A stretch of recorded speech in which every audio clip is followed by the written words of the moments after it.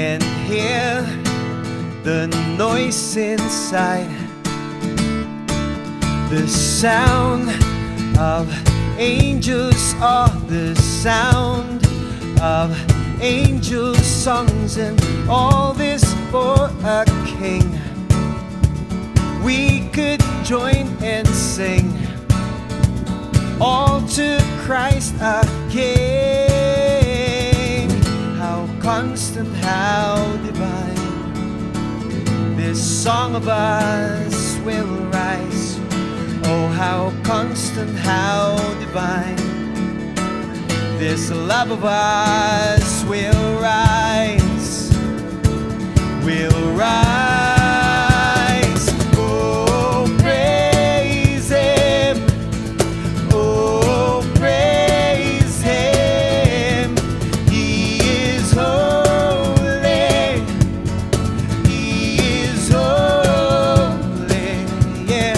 Turn your gaze to heaven and raise a joyous noise.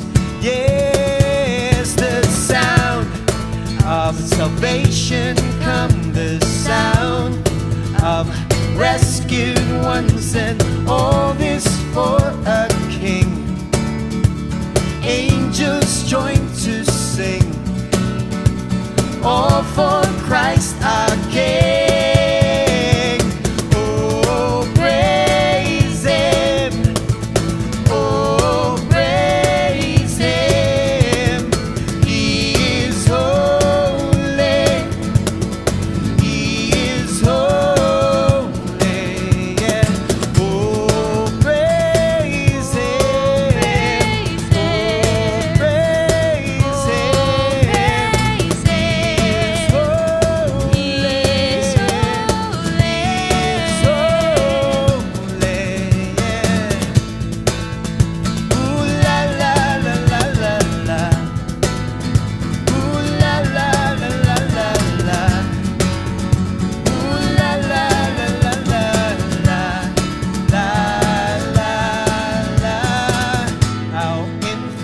And sweet, this love so rescuing.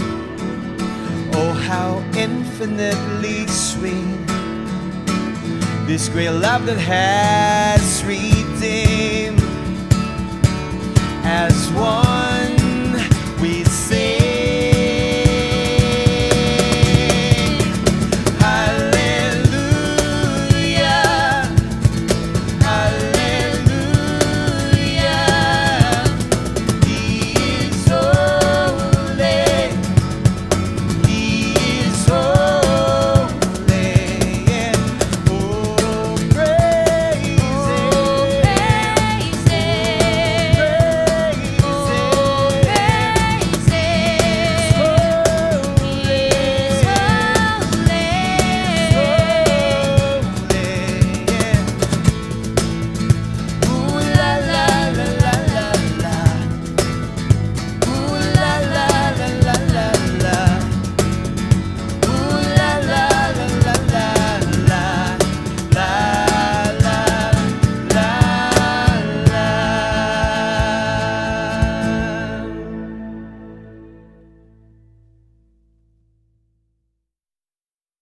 Maayong adlaw sa tanan ako mga kaigsuonan nga nagpadayon sa pagsunod sa atong pagtuon sa pulong sa Ginoo, especially sa gipadayag. Sa atong pagsugod, magampo ta. Amahan nga langit nun, salamat ning laing panahon nga imong gihatag kanamo, nga diin makapadayon kami sa pagtuon sa imong pulong. Nagpasalamat kami nga ang imong balang espiritu may maguban kanamo, aron nga may muhatag kanamo kalinaw ug dili kahadlok. Nagampo ako nga kung ang plano sa kaaway man pagbabag, labi na sa akong mga kaigsuonan nga makasabot ug makapamati sa imong pulong, nagampo ako nga ikaw maoy maghatag sa imong proteksyon kanamong tanan. Salamat balang espiritu kay ikaw maoy magtudlo kanamo sa espiritu ug sa kamatuoran. Kining tanan among giampo sa ngalan ni Jesus. Amen. Sa atong pagpadayon igsuon nanata sa Gipadayag kapitulo 12 Atong tanawon karon ang bersikulo 10 hangtod sa 18. Apan sa dili pa ta mapadayon, ato lang balikan sa makadyot ang bersikulo 7. Dinhi sa bersikulo 7 ato nang nabasa nga adunay gubat didto sa langit, no? Adunay spiritual battle. O gani si Michael o ang iyang mga anghel nakigbatok sa dragon nga mao si Satanas. Ug unya ang dragon nga si Satanas ug ang iyang mga anghel, no, ni nakigbatok kang Michael. Apan tungod kay mas gamhanan man si Michael, mao na nga sila, no, si ang dragon o ang iyang 1/3 sa mga anghel nga nikuyog kaniya gihinginla na sa langit. So igsuon usalang kini ka pagpahinumdom nga kung imong basahon ang libro sa Job, no, Book of Job, so makita nimo didto nga bisan tuod og gihinginla na si Satanas sa trono sa Dios kay gusto man niya nga mahimo nga para ka-level niya ang Dios. So mao tong gihinginla na siya, pero sa libro sa Job makita nimo nga ado na paghihapon siya access ngadto sa langit. So mana nga ang nahitabo nini maong moadto siya sa trono sa Dios ug unya iyang akusar ang mga misunod sa Ginoo. So manang gitawag usab siyang tig akusar, tig pasangil, no? So mana nga apan dinhi ning bersikulo 7, ang uban nga mga komentarista nagtuong kining lain, no, kining katapusan nga gubat didto sa kalangitan, mao na kini ang panahon nga diin nagsugod na ang 7 ka tuig nga pagdumala, no, pagsugod sa pagdumala ni Antikristo sa tibuok kalibutan. So mao na kini ang pagsugod sa Great Tribulation period ug ang nahitabo nini maong finally, no, napildi si Satanas og nining panahon na atong mabasa nga gitambog na sila didto sa kalibutan. So mabasa nato na dinhing sa bersikulo 9, no, gitambog ang dakong dragon, ang karang bitin nga gingan lagyawa o Satanas nga maoy naglimbong sa tibuok kalibutan. Gitambog siya uban sa tanang mga anghel niya ngadto sa yuta. So mana nga sa bersikulo 8 ug 9 giklaro dinhing mao na ni ang panahon nga finally didto na sila gibutang sa kalibutan. So mana igsuon nga si Satanas ug ang iyang mga anghel sama sa mga leon nga gibutang na sa hawla. So mana nga puwerte nang isuga ni Satanas tungod kay dinhi yan ang nakita nga hamubo na lang yun ang iyang panahon.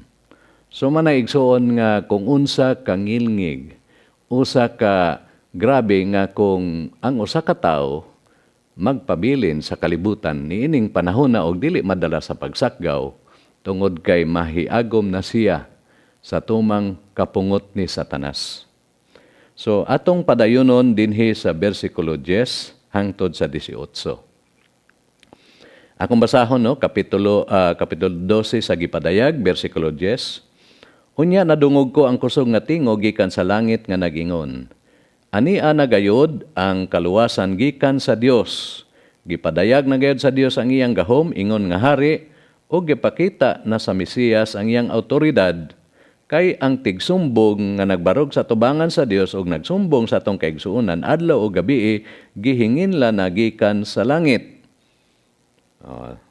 Mana nga sa bersikulo 10, no, sa akong gikaingon ganina, mao ni ang bersikulo nga nagpakita nga, no, ningon na gyud ang Ginoo nga dinhi ka na lang taman, dili ka na pwedeng mosaka sa trono sa Dios o mabasa po nato dinhi nga si Satanas mo'y tigsumbong, no? Mani akong giingon ninyo, tigsumbong, akusar sa mga sumusunod ni Kristo. Dinhi niingon nang gihinginlan na gikan sa langit. So mana nga ang langit, no, ang naa sa langit Niingon na gyud nga ani ana gayud ang kaluwasan gikan sa Dios. So ang tanang mga anghel nato sa langit niingon na nga finally wala na gyud magsamok-samok sa langit. Pero ang problema karon igsuon dinhi na sila sa yuta gibutang sa Ginoo. So tungod kay naa naman sila dinhi, so unsaon man no labi na sa mga musunod ni Kristo nga naluwas sa panahon sa Great Tribulation period. So unsa man ang ilang buhaton aron nga maka fight sila no mabuntog nila ang yawa o ang iyang mga anghel. So dinhi atong mabasa sa bersikulo 11 nagingon dinhi gibuntog sa atong mga kaigsunan ang yawa pinaagi sa dugo sa nating karnero og sa kamatuoran nga gisangyaw nila. Wala nila ihikaw ang ilang kinabuhi bisan sa kamatayon. So atong tanawon karon no kay kining mga nagyon dinhi mga kaigsuonan nga giingon dinhi sa bersikulo 11 gibuntog sa atong mga kaigsuonan. So mao ni sila ang mga Great Tribulation saints. So ako nang gikaingon ninyo nga ang pagwali sa maayong balita dili lang mahuman taman sa pagsakgaw o rapture sa simbahan, kundili bisan pa sa 7 ka tuig ato naman ning natun-an nga ang Ginoo magpadala og 144,000 ka mga saksi o katong duha ka mga witnesses nga aduna gitagan og gahom sa Dios sa paghimog milagro og sa pagkontrol bisan pa sa panahon. So mana nga daghan paghihapon ang mga maluwas bisan pa sa Great Tribulation period. So giunsa Manila pagkontra ang yawa. So nagiun dinhi una gibuntog nila siya pinaagi sa dugo sa nating karnero. So unsa may buti pasabot niini? Nga sa dihang mag-atubang na sila ni Satanas, wala nay control si Satanas kanila. Nabisan og mayon pa si Satanas nga sila makasasala kay ang ila lamang kutloon mao ang final nga sacrifice ni Ginoong Hesus didto sa cross nga nabayra na ang ilang tanang mga sala. So mana nga wala na no dili na sila magunitan sa kamatayon, espirituhanong kamatayon nga ang ilang kalagmado sa impyerno tungod kay gibuntog na ni Ginoong Hesus pinaagi sa iyang dugo. Sa dihang nabanhaw siya, mao nga iyang gibuntog ang kamatayon nga kaaway sa tao. Mana igsuon nga importante kaayo nga bisan sa atong panahon maaplikar lang gihapon kini nato sa atong pagbatok ni Satanas. Kay makita nato nga daghan pa ang mga Kristohanon nga usahay magpaling-paling pa sila sa ilang pagtuo aduna pa sila'y pagduda labi na nga kung makakompromise sila, masipyat sila, matintad sila sa kaaway ug unya musulti dayon si Satanas sa ilang hunahuna nga dili pa sila tinuod nga nangaluwas tungod kay nasipyat pa sila, nakasala pa sila. So manay usa ka pagampo sa usa ka Kristohanon, ningon siya nako nga magpaampo siya nga dili siya makasala, nga perpekto ang iyang kinabuhi para kuno hingpit ang iyang kaluwasan. So ako siyang gipahinumduman nga bisan pa sa Episo, niingon na si Pablo nga gibubo na ang tanang espirituhanong panalangin, apil ang atong kaluwasan diha ni Kristo kay human na gibayran ang atong mga sala. So manang usa kini ka importante nga doktrina nga imong masabtan igsuon nga ang imong kaluwasan dili basihan kung perpekto ba ang imong pagkinabuhi karon kay masugot kag sa dili makita nimo nga daghan paghihapon ta og sipyat nining kalibutan no makahuna-huna paghihapon tag dautan, makasulti paghihapon tag pulong nga makapasakit sa uban ug unya from time to time makabuhat pagyud ta og dili maayo. Mamanggani na nga si Juan nisulat siya sa libro sa unang Juan nga ang Ginoo andam nga mopasaylo kung ato lang isugid ang atong mga sala kaniya. Kaya wala man mag-expect ang Ginoo nga naapatan ining kalibutan na, naapatan ining unod nun, no? Kining lawas nga naa nato, mao man ni ang vulnerable nga madutlan ta sa sala, kay matintal pa tagihapon, labi na kung kumpiyansa ta, no? Sa ikaduha, unsa man, sa kamatuoran nga gisangyaw nila ang pulong sa Ginoo. Hinumdumi igsuon nga wala na tay laing kamatuoran nga isangyaw, dili ang opinyon sa tao, dili ta moingon nga mamanggon ni ang gisulat ni ini nga writer nga ang kaluwasan pinaagi ani. So daghan ko usahay yung madunggan nga mga Kristohanon nga kung magisgutanay na gani, sumukotlo din sila nga mamanggon ni ang giingon ni ini nga author. Kining nagsulat ani mo ni ang iyahang gituhuan. So dili unta igsuon kundi ang atong basihan malang gyud ang pulong sa Ginoo.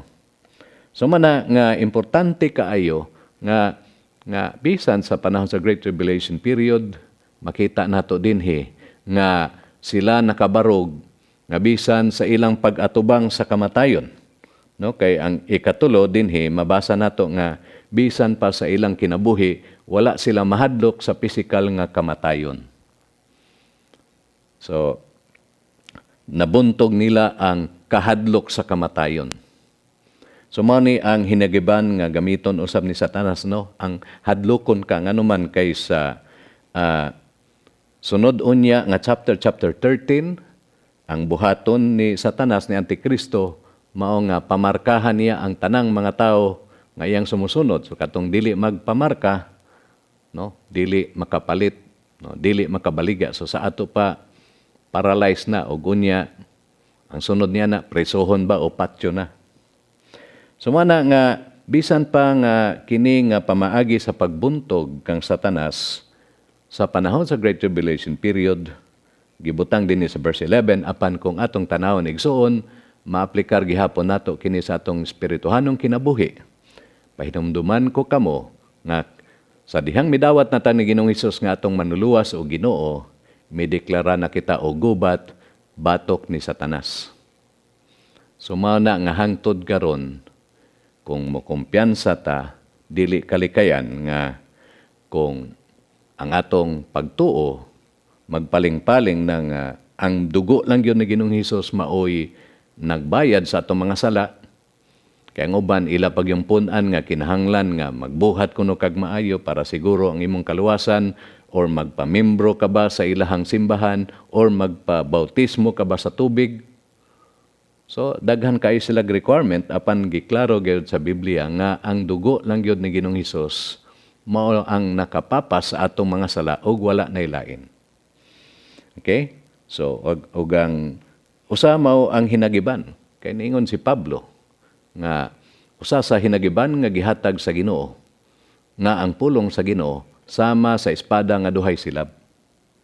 So manaigsuon kung karon nga available pa ang Biblia og unya na natintal ka kay perting daghan na karon sa mga kompetensya, no? Ang atensyon nato kung dili ta magbantay makuha kini ni Satanas, no? Pinaagi sa internet pa lang dan, social media pa lang dan, kung dili ka mo kumpiyansa perting daghan na nimog makita nga makalimot na lang gani ka usahay pagbasa sa pulong sa Ginoo. Okay? Ug unya kining wala na dili na sila mahadlok nga bisan pa ang kamatayon dili makababag nila sa pagsunod sa Ginoo. Igsoon hinumdumi nga naa na ta sa katapusang gutlo. Hapit na gyud mo balik si Ginoong Hesus. So mingon na daan siya sa iyang mga disipulo nga sa ulahing mga adlaw magkaanam og kagrabe ang pagpanglutos. So manaigsuon padayon ta tungod kay nabuntog na ni Ginoong Hesus ang kaaway, ang ato lang yung buhaton, atong barugan ang atong pagtuo. Hinumdumi nga hapit na ang iyang pagbalik. Atong ipadayon sa bersikulo 12. So, nag-iyon din hingabusa, paglipay kamo kalangitan o kamong tanan nga nagpuyo diha. So, ako nang gikaingon ninyo nga gideklara na nga COVID-free na or Satan-free na ang langit nining panahon na kung atog yung sabton. So, naglipay sila. Pero apan ang problema, nagyon din nga, apan alaot ang yuta ug ang dagat. Kay mikunsad kaninyo ang yawa, nga suko kayo, kay nasayod man siya, nga mubo na lamang ang iyang panahon. Okay, so mana nga, nga kung giingon ninyo ganina igsuon, nga nganong grabe gyud ang panghitabo sa 7 ka tuig sa Great Tribulation period tungod kay na-corner na si Satanas. Manang iyang gusto niyang pasakitan pagayo ang Ginoo kay manabla na ni siya. So moingon siya nga puslan man nga wala na ko'y tsansa, no? Muhakot ko, mukumbinsi ko og mga tao nga mukuyog nako didto sa impyerno. So manaigsoon kung ikaw nakakita nini nga mensahe ug nakadungog karon, kung wala panimo dawata, wala pa ka motuo nga si Jesus lamang ang makaluwas kanimo ug imo siyang gidawat nga imong manuluwas o Ginoo, hinumdumi igsoon, maapil ka unya sa pagpunta sa impyerno. So mana nga ang imong buhaton mao ang pag-ila ni Ginoong Hesus nga imong manuluwas o Ginoo. So dinhi sa katapusang parte sa bersikulo 12 nagyon dinhi nga gawaid na ni siya tungod kay nakahibalo siya nga mubo na lang ang iyang panahon. Ang gitagana kaniya 7 ka tuig. Ug pagkahuman niini sa 7 ka tuig, mabasa ninmo sa gipadayag 20 nga manaog ang Ginoo, kuyog sa mga anghel og sa mga nangaluwas na katong nasakgaw, katong nangabanhaw sa panahon sa pagkanaog sa Ginoo, ug unya mabasa nato didto nga prisuhon sa 1,000 ka tuig si Satanas aron nga ang tibuok kalibutan makabaton og tinuod nga kalinaw. So ako lang mong gitagaan-daan og idea kay pwede mong moadto sa kapitulo 19, 20 hangtod sa 22 aron nga masabtan ninyo ang katapusan, ang happy ending. So atong ipadayon. So din sa bersikulo 13 nagyon din nga sa pagkamatngon nasa dragon nga gitambog na siya ngadto sa yuta, gikukod niya ang babae nga nanganak og batang lalaki.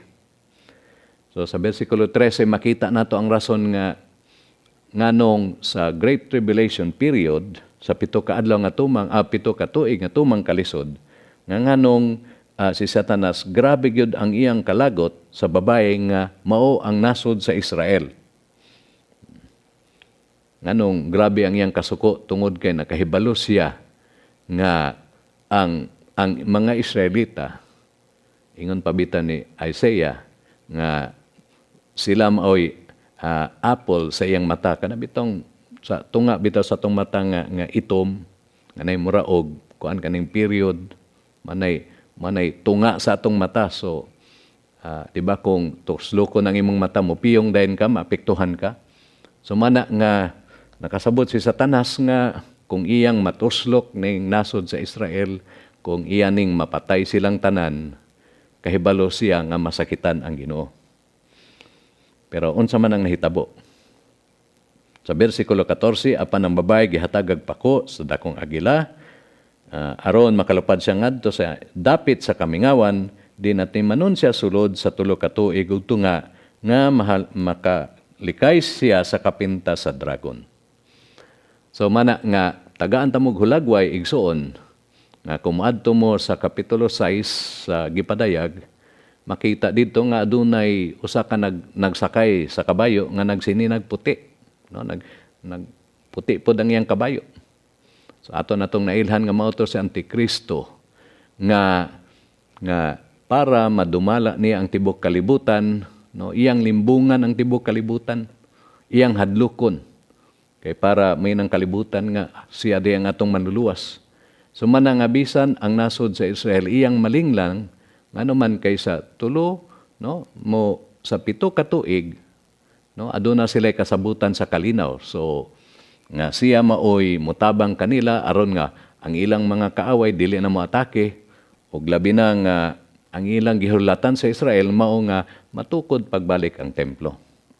So mana nga igsuon matukod pagbalik ang templo o sa tulo ka tuig ug tunga abi sa Israel nga siya na ang manluluwas apan pagkahuman niini sa tunga, no, after 3.5 years ipakita na ni Antikristo ang iyang tinuod nga kolor nga gusto di ay nga gusto din niya nga siya mao ilang simbahon sumana nga ipaila niya ang iyang kaugalingon didto sa templo nga siya Dios.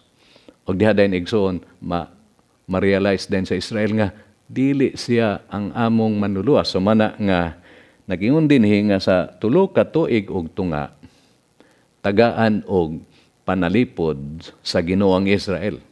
So wala ta kahibalo kung unsay buti pasabot niini nga tagaan, no, tagaan sila og pako, manglupad sila. So ang giingon lang dinhi nga adunay giandam ang og lugar ang Ginoo sa kamingawan nga dili makaunsa. So dili makaatake si Satanas tungod kay ang nagpanalipod niini mauman ang gahom sa Dios. Pero ato pong tanawon nga tungod kay puwerte ng daghanang nangamatay nga mga Israelita, ang ubang komentarista niingon nga 1/3 na lang yun ang nabilin. So man nga ang uban maingon nga mao siguro ni ang Air Force sa Israel nga maoy mohatag nilag proteksyon. Ang uban nga komentarista maingon na sabi nga kining lugar nga gidalhan sa Ginoo gitawag ni siya sa katong lugar sa Jordan nga usa karon sa Suroyanan, no, kana gitawag og Petra. Ako nakakita ko didto one time og tuod man sa ilang panahon sa una lisod gyud ka itong sudlon kay gamay ra man ang agihanan apan sa tunga-tunga niadtong mga bukid nga bato tuad ditoy dakong patag nga pwede butangan og puwerteng daghanang tao. So karon igsoon wala gyud ta kahibalo kung unsa ni, no, kung asa ning dapita apan ang kutungod kay mao man ni ang saad sa Ginoo iyag yung hatagan og proteksyon ang nabilin nga gitawag og mga remnant nga dili sila maunsa ni Satanas. Sige atong padayonon sa versikulo 15. Nagyon din hiunya mibugwak ang dragon og tubig nga daw suba aron ibanlas ang babayi sa bulog niini. Apan ang yuta mitabang sa babayi. Giabli ang baba niini og gisuyop ang tubig nga gibuga sa dragon. So dinhi mo ni ang hulagway nga nakita ni Juan. No, makita nimo nga nining panahona, no, si Satanas gamiton niya ang tanang mga resources nga naa niya. Bisan ang mga nasod nga nangabilin, mga hari o mga presidente nining panahona nga silang tanan nagkauyon nga ilang patyon, ilang pilihon ang Israel. So mao ni ang hulagway nga gipakita dinhi nga kuan gyud kining bahagyod apan ang nahitabo mao nga niabre ang yuta og unya ang tubig nga perting dakoa wala makaabot kanila. So igsoon para nako mao ni ang gipakita sa Ginoo nga bisan og perting dakoa na sa baha sa pagsulay apan niining panahon na ipreserba niya ang nasod sa Israel. Karon gani atong makita nga grabe na ang gitawag og anti-Semitism, no? Ang kalagot sa mga tao, sa mga Hudiyo. Nga bisan kadtong mga tao wala gani makaila og kinsa na sila. Di ba makapangutan na tao say nganong galagot man ni sila. Tungod kay mao ni ang ilang makita sa balita nga abi nila nga kini mga kriminal gining tawhana. Tungod kay mao man ang ilang nabatian labi na sa mga news karon. No? Apan igsoon, hinumdumi nga bisan og mubatok pa ang tibok kalibutan, dili gyud nila mapasakitan ang nasod sa Israel, ang mga Israelita, tungod kay kini sila maoy apple or money ang kalimutaw sa iyang mata. Nga bisan og unsay buhaton ni Satanas, wa gyud siya'y mahimo. atong ipadayon. Mana nga sa 17, nagiyon din hinapungot pag-aayo ang dragon og nakig-away siya sa tanang kaliwat sa babay ug sa tanan nga nagtuman sa mga sugo sa Dios og nagmatinumanon sa kamatuoran nga gipadayag ni Jesus. So dinhi sa 17 nga during the Great Tribulation period, napungot pag-aayo sumana nga maugay number 1 nga objective ni Satanas niining panahon nga pangitaon ang tanang mga Hudiyo ug apil na ang mga Kristohanon, no, mga hintil nga sumusunod ni Kristo, iapil niya og pagpangita, iapil niya pagpangluto. Sumana nga kung imo makita nga puwerte yung daghana ang mga nangamatay nga mga sumusunod ni Kristo during the Great Tribulation period. Kung atong i-aplikar gihapon karon sa atong panahon, makita na nimo nga masabtan nato nga nganong napungot man pag-ayo si Satanas tungod kay mao na gyud ni ang iyang plano sa sinugdanan pa lang sa Genesis nga gusto niya nga makabalo siya, no? Manigiingon nga si Satanas persistent gyud kaayo nga bisan og kapilan na siya mapildi. Pero mo fight lang gihapon siya sa Ginoo. Dili siya mo surrender bisan og nakahibalo na siya nga kanang iyang gihimo panabla na lang. Gani kung imugong tan-awon ang mga dimension nga spiritual nga battle o gubat, makita nimo nga ang musakgang, no, ang mubatok ra niya ang mga anghel sa Ginoo. Ang imo lang yung makita nga ang Ginoo na may matubang kang Satanas dinhi na sa katapusang parte sa Great Tribulation period, kay siya na mismo ang matubang ni Satanas ug atong makita nga wala gyud sila dag-anan. Igo ra silang mitindog apan sa usalang kapag pamulong sa Ginoo, napildi na silang tanan. So manaigsoon dili na nato ikatingala nga nganong bisan pagani karon sa atong panahon, nagkagrabe na ang pagpangluto sa tibuok kalibutan. Mao na ni ang panahon nga makita nimo nga ang dautan mao na hinuoy maayo ug ang magbuhat og maayo mao na hinuoy dautan. Sakto gyud ang giingon ni Pablo nga kadtong magkinabuhi subay sa kabubot-on sa Ginoo, nga siya magkinabuhi nga sama ni Kristo, nagingon si Pablo nga pagalutoson gayud. Mana mga kaigsuonan kung mao nang imong nabati karon, nabati na nimo ang pressure. No, as a pastor ang usa sa mong pressure mao nga gusto namo nga maministeryuhan ang mga bata. Pero ginadili karon sa atong balaod nga tungod sa virus problem. Apan igsuon usa na ka tuig kapin ang virus. So sa ato pa di ay pwede lang gihapong irason sa atong panggobyerno nga dili pwede, no? Ministeryuhan ang mga bata, ang mga teenager kay naa pa ang virus.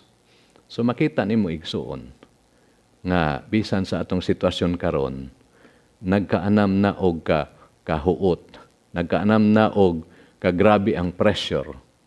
Kay karon sa atong panahon, diri na ka maka-experience nga bisan ang imong pagministeryo sa mga bata mahimo ng dautan kay malagi na niyan sila nga protocol ni.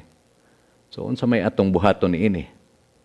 Igsuon gikinahanglan ng kung angay natang mubarog sa atong pagsunod sa Ginoo, dili na ta matingala nga mao na ning pagiha nga si Satanas gi-persecute na kita. So nag-ingon dinhi nga ang tanang nagsunod sa kamatuoran nga gipadayag ni Ginoong Hesus apil sa listahan ni Satanas nga maoy iyang i-target. So manaigsuon, no, sa dili pa nato tapuson kini nga mensahe. Ako lang mong pahinumduman nga ang paagi ni Satanas nga kita ma-diverted nga iyang makuha, numero 1 niya ni distraction. I-distract kita. Kuwaon ang atong atensyon. So atong makita karon igsuon nga pertin daghana na tag concern, no, ang kalisod sa panginabuhi, no. Karon na sa atong panahon nga may ang gobyerno nga di mo pwedeng mo gawas. So na may internet, so ang uban satisfied ra nga na may internet, na may teknolohiya. Pero ang nahitabo mao nga perti natong daghanag kompetensya. Ug ang ikaduha, ang iyang gi-promote nga ang pag-concentrate sa kaugalingon. So mamanggani na natay mga selfie stick, natay mga picture nga gikuhaan nato ang atong kaugalingon. So diha nimo makita nga iyang gi-promote nga dapat ang atong atensyon naa sa atong kaugalingon. O kung mao nay mahitabo igsoon nga ang atong concern mao nang atong kaugalingon, so dali na niya dali na niyang gub-on ang relasyon. Kay ang mga tao aduna na may tagsa-tagsa ka mga garbo nga iyahanay na lang, iya ako na. So mana nga iyang gub-on ang relasyon ug unya sa diyang maguba ng relasyon, manang asayo na kay niyang i-divide ang mga Kristohanon, ang mga tao.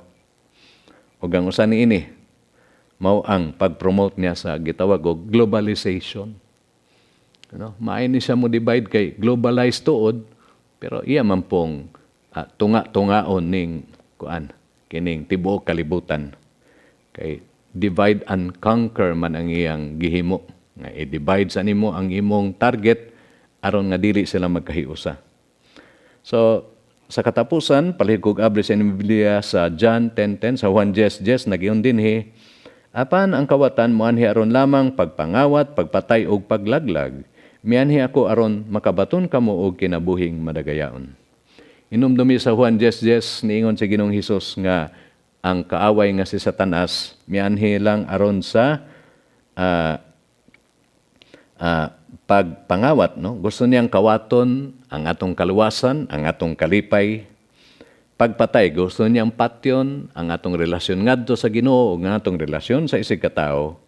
Paglaglag, gusto niya nga ikaw ug ako moadto sa impyerno. Apan si Ginoong Hesus niingon siya, mianhi ako aron makabaton kamo kinabuhing madagayaon. Inumdumi nga ang iyang gihatag nga kinabuhing madagayaon dili lamang dinhi sa kalibutan, kundi gusto niya nga ikaw o ako magpuyo sa langit, kuyog kaniya hangtod sa hangtod. Didto ma-experiensyahan nato ang kinabuhing madagayaon. So kamo karon nga nakakita nini nga mensahe. Kung gusto kamo nga makaangkon nining kaluwasan o kinabuhing madagayaon nga dili lamang dinhi sa kalibutan, kundi apil na sa langit, pwede ninyo ning sundon nga giya sa pag-ampo nga akong ihatag kaninyo igsuon. Kung gusto ninyong madawat kining kaluwasan nga diha lamang ni Kristo, sunod niini nga pag-ampo sa kinasingkasing kay ang Ginoo nakakita sa imong hunahuna ug kasingkasing. Palihog kog piyong sa inyong mga mata, pagduko, magampo ta. Katong modawat ni Ginoong Hesus, sunod niini nga pag-ampo, giya sa pag-ampo sa kinasingkasing. Amahan nga langit nun, akong giangkon, nga ako makasasala ug nagkinahanglan sa imong pasaylo. Ako nagtuo nga si Ginoong Hesus ang nagbayad sa tanan nakong mga sala ug wala ako'y mahimo. Karong adlaw akong giabrihan ang akong kasing-kasing ug gidawat ko siya nga akong manuluwas ug siya na ang Ginoo sa akong kinabuhi. Salamat kay imo nang gilista ang akong ngalan sa libro sa kinabuhi.